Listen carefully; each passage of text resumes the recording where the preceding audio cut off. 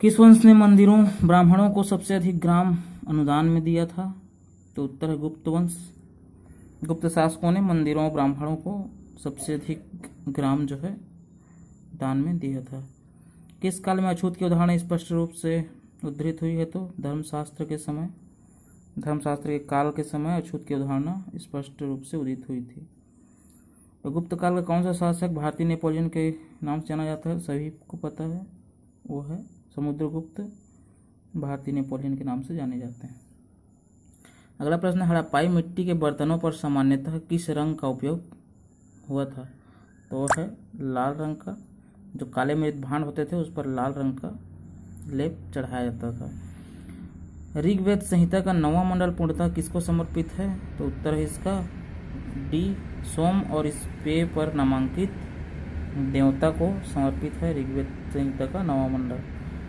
धर्मशास्त्रों में भू राजस्व की दर क्या है? तो वो है 1/6। बराबर की गुफाओं का उपयोग किसने आश्रय गृह के रूप में किया था? तो वो किया था आजीविकों ने। अगला प्रश्न है, निम्नलिखित में कौन सबसे पूर्वकालिक जैन धर्म यानी जैन ग्रंथ कहलाता है? इसका उत्तर है 14 पूर्व या 14 पर्व कहते हैं इसको। तो जो जैन साहित्य होते हैं उसको आगम कहा जाता है, और जैन साहित्य के सबसे प्राचीन और जो अधिकृत ग्रंथ है वह 14 पूर्व या 14 पर्व। इसका जो सीधा संबंध है वो महावीर से उनके शिष्यों को इसका सीधा ज्ञान हुआ था। और प्रथम जो जैन परिषद हुआ था स्थूलभद्र, तो प्रथम जैन जो परिषद था उसमें स्थूलभद्र ने पर्वों को 12 अंगों में विभाजित किया था, संकलित किया था। और अभी जो है 11 बचे हैं,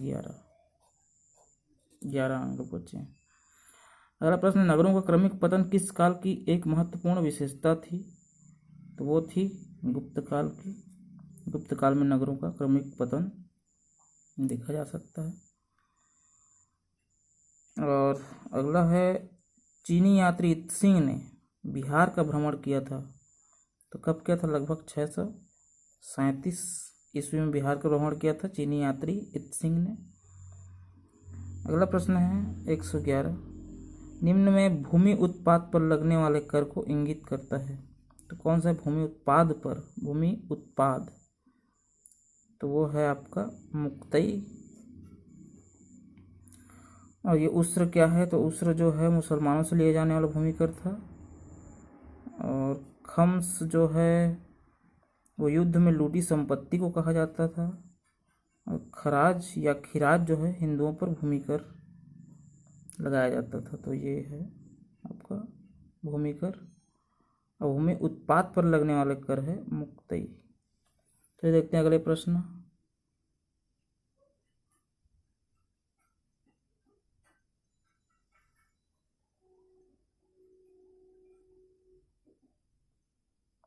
तो अगला जो प्रश्न, स्तंभ प्रथम रचना का स्तंभ द्वितीय लेखक, रचना और लेखक दिया है यहाँ पर। तो नागानंद जो है वो है आपका हर्षवर्धन। नागानंद के लेखक जो है वो हर्षवर्धन है।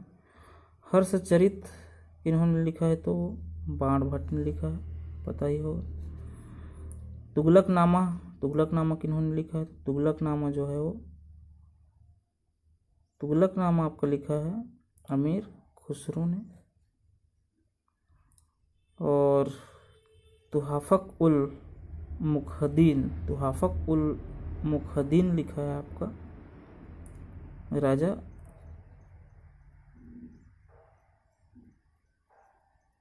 राम मोहन राय, तो नहीं है यहाँ पर, बल्कि ये होगा आपका अब्द मलिक इसामी।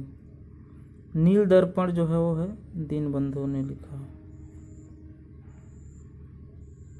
तो इस तरह 112 का आपका उत्तर हो जाएगा। अ का 2 दोनों में है, 1 है दोनों में। तुगलकनामा आपका 3 यहाँ पर आता है,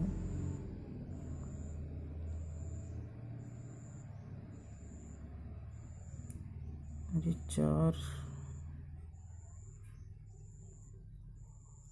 ये 4 नहीं 5 होना चाहिए। उत्तर डी होगा। निम्न राजवंशों में किसका उल्लेख संगम साहित्य में नहीं हुआ है? तो उत्तर है इसका ए, कदम्ब का नहीं हुआ है, जबकि चेर, चोल और पांड्य जो है वो संगम साहित्य में इनका उल्लेख है। चलिए अगला प्रश्न देखते हैं। बुद्ध के जीवन की 4 महत्वपूर्ण घटनाओं और उनसे संबंध 4 स्थानों का सुमेल करना है। तो जन्म जो है, जन्म कहाँ हुआ था? लुम्बिनी में हुआ था, है ना। जन्म जो है लुम्बिनी,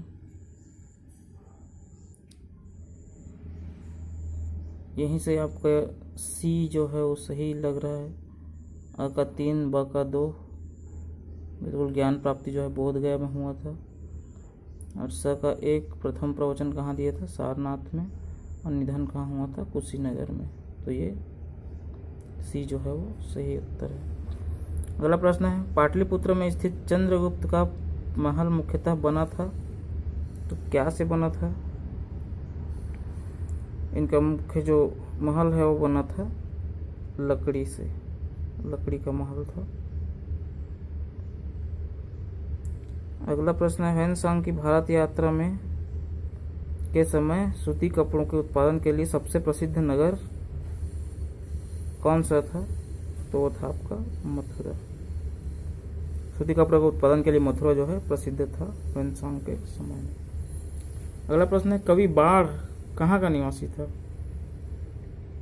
तो कवि बाढ़ जो है वो है थानेश्वर का निवासी था कवि बाढ़। ऋग्वेद का कौन सा मंडल पूर्णतः सोम को समर्पित है?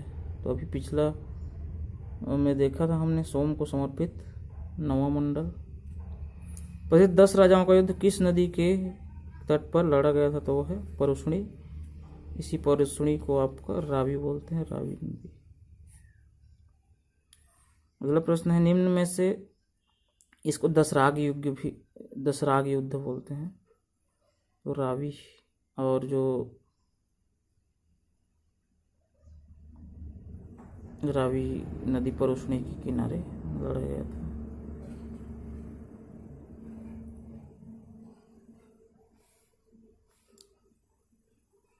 अगला जो सुदास से लड़ाई हुई थी, 10 राजाओं की लड़ाई,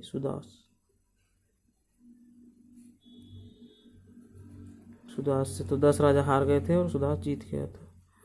निम्न में से कौन सा क्षेत्र अशोक के साम्राज्य में सम्मिलित नहीं था? तो इसको देखना है। अफगानिस्तान तो था, काबुल क्षेत्र, बिहार भी था, श्रीलंका, कलिंग था, श्रीलंका नहीं था। श्रीलंका जो है यही इसका उत्तर हो जाएगा, श्रीलंका नहीं था शामिल। अगला प्रश्न है, गुप्त युग में भूमि राजस्व की दर क्या थी? तो ये थी आपका उपज का 6वां भाग। प्रथम मगध साम्राज्य का उत्कर्ष किस शताब्दी में हुआ था? तो ये हुआ था आपका 6वीं शताब्दी में। प्रथम जो मगध साम्राज्य का उत्कर्ष किस शताब्दी में? तो 6वीं शताब्दी में हुआ था। पाटलिपुत्र को किस शासक ने सर्वप्रथम अपनी राजधानी बनाई थी? तो बनाई थी आपका चंद्रगुप्त मौर्य ने। पाटलिपुत्र को अपनी राजधानी बनाई चंद्रगुप्त मौर्य ने। अगला जो प्रश्न है, नालंदा विश्वविद्यालय किस लिए विश्व प्रसिद्ध था? तो ये आपको पता ही होगा, ये बौद्ध दर्शन के लिए विश्व प्रसिद्ध था। अगला जो प्रश्न है, जैन धर्म से संबंधित, जैन धर्म के प्रवर्तक महावीर स्वामी का जन्म स्थान आपको पता ही होगा, कहाँ है? कुंडग्राम। और 126 है, स्वप्न वासवदत्ता के लेखक, ये एक बुक है, ये रचना है, इसके लेखक कौन है? तो इसके लेखक हैं आपके भास।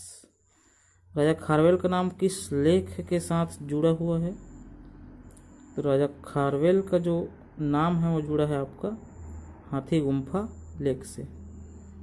पृथ्वीराज रासो के लेखक कौन है? पृथ्वीराज रासो के लेखक आपको पता ही होगा, चंद्रबरदाई हैं इसके लेखक। अगला प्रश्न है, नालंदा विश्वविद्यालय की स्थापना का युग कौन सा है? तो वो है आपका गुप्त युग। विक्रमशिला शिक्षा केंद्र के संस्थापक का नाम क्या है? वह है आपका धर्मपाल। ताम्रपत्र लेख दर्शाते हैं कि प्राचीन काल में बिहार के राजाओं का संपर्क था। किससे संपर्क था? तो इसका उत्तर है आपका जावा सुमात्रा से इनका संपर्क था। और सही कथन चुनना है इसमें। आर्यभट्टीय एक गणितीय ग्रंथ है। लीलावती नामक ग्रंथ ब्रह्मगुप्त कृत है। पंचसिद्धांति का 7वीं सदी का ग्रंथ है और गणित सार संग्रह में शून्य को संख्या नहीं माना गया है। 132 का सही उत्तर है आपका ए, आर्यभट्टीय एक गणितीय ग्रंथ है।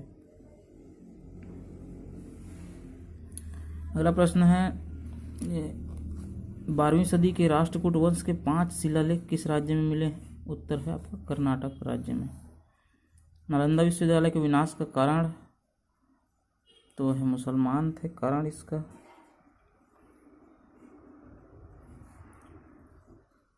निम्न में से किसको चालकोलिथिक युग भी कहा जाता है? चालकोलिथिक युग कहा जाता है आपके ताम्रपाषाण युग को।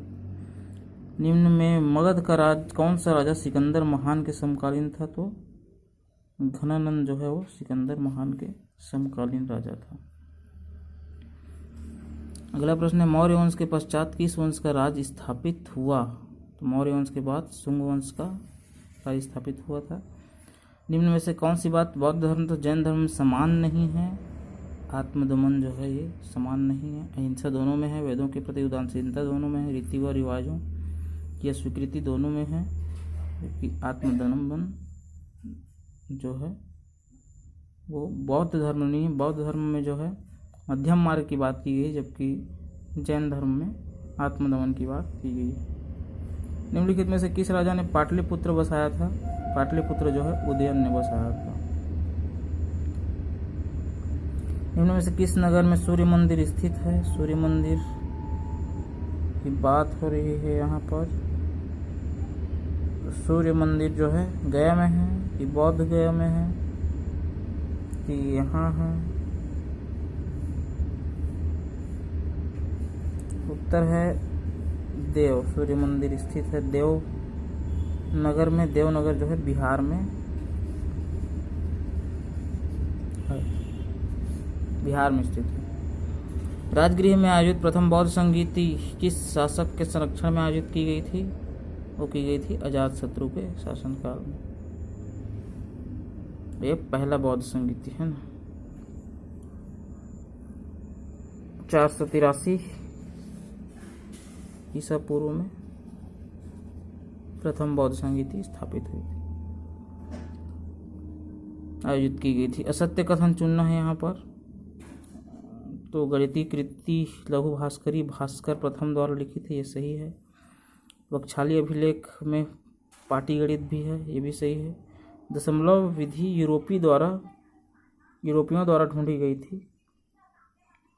तो दशमलव जो विधि है वो आपको पता ही होगा कि यूरोपियों द्वारा नहीं बल्कि भारत में ढूंढी गई थी, भारतीयों द्वारा। तो ये गलत हो गया। वही तिलक 11वीं सदी की कृति है, ये भी सही है। उत्तर है आपका सी। बुद्ध को एक देवता का स्थान किस राजा के युग में प्राप्त हुआ था? उत्तर है कनिष्क के युग में बुद्ध को जो है देवता बताया गया।